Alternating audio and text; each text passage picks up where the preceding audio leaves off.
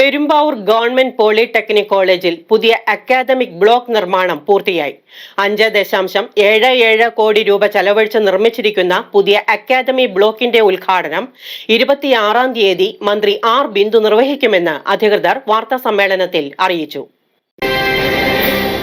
Perumbavoor government polytechnic കോളേജിൽ കൂടുതൽ അടിസ്ഥാന സൗകര്യങ്ങൾ ഒരുക്കുന്നതിന്റെ ഭാഗമായാണ് പുതിയ അക്കാദമിക് ബ്ലോക്ക് നിർമ്മിച്ചിട്ടുള്ളത്. അക്കാദമിക് ബ്ലോക്കിന്റെ പ്രവർത്തനം ഉദ്ഘാടനത്തോടൊപ്പം തന്നെ കേരളത്തിലെ ഉന്നത വിദ്യാഭ്യാസ മേഖലയിലെ ആദ്യത്തെ സംരംഭമായ പോളിടെക്നിക്കുകളിലെ മിനി ഇൻഡസ്ട്രിയൽ യൂണിറ്റിന്റെ ഉദ്ഘാടനവും അന്നേ ദിവസം ബഹുമാനപ്പെട്ട മിനിസ്റ്റർ നിർവഹിക്കുന്നുണ്ട്.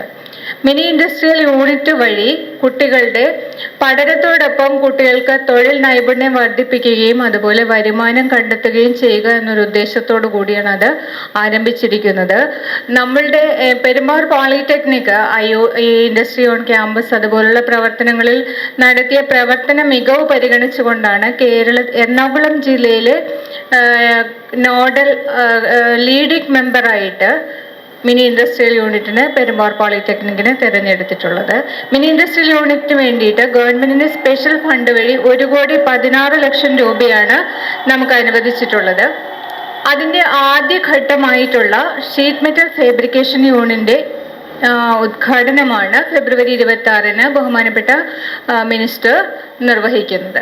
ഈ മന്ദിരത്തിന്റെയും മിനി ഇൻഡസ്ട്രിയൽ യൂണിറ്റിന്റെയും ഉദ്ഘാടനം 26-ന് രാവിലെ 11:30 നടക്കുന്ന ചടങ്ങുകളിൽ ഉന്നത വിദ്യാഭ്യാസ വകുപ്പ് മന്ത്രി ആർ ബിന്ദു ഓൺലൈനായി നിർവഹിക്കുമെന്ന് principal N A. Mayaben, computer engineering വിഭാഗം HOD Subin Paul, workshop superintendent CC Eldhose, mechanical engineering lecturer PT Chinthu തുടങ്ങിയവർ വാർത്താ സമ്മേളനത്തിൽ അറിയിച്ചു.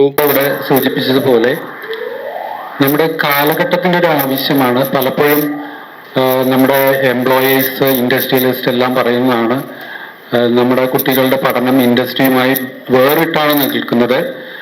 അത് പലപ്പോഴും കുട്ടികളുടെ നൈപുണ്യ വികസനം നടക്കുന്നില്ല എന്നൊരു പരാതി എല്ലാ ഇൻഡസ്ട്രിയിൽ നിന്നും വരുന്നൊരു പരാതിയാണ്. അത് പരിഹരിക്കുന്നതിൻ്റെ ഭാഗമായി നമ്മുടെ കോളേജ് 2020 തന്നെ ഈ പ്രവർത്തനം ആരംഭിച്ചു. അതിൻ്റെ ആദ്യഘട്ടം എന്ന നിലയിൽ പ്രൊഡക്ഷൻ ആൻഡ് ട്രെയിനിങ് എന്നൊരു പ്രോജക്റ്റ് ഗവൺമെന്റ് നമുക്ക് അനുവദിച്ചു. അത് നല്ല രീതിയിൽ നടന്നു. അത് പ്രധാനമായിട്ടും ഇലക്ട്രോണിക്സ് പ്രൊഡക്റ്റുകളാണ് അതിൽ നിന്ന് നമ്മൾ നടന്നത്. കേരളത്തിലെ വിവിധ ടെക്നിക്കൽ സ്ഥാപനങ്ങൾ, അതായത് പോളിടെക്നിക്, എഞ്ചിനീയറിംഗ് കോളേജുകൾക്ക് ഇലക്ട്രോണിക്സ് ലാബിൽ ഉപയോഗിക്കുന്ന ട്രെയിനിങ് കിറ്റ് നമ്മുടെ കോളേജിൽ നിന്നാണ് ഒരു പ്രൊഡക്റ്റായി സപ്ലൈ ചെയ്തിരുന്നത്.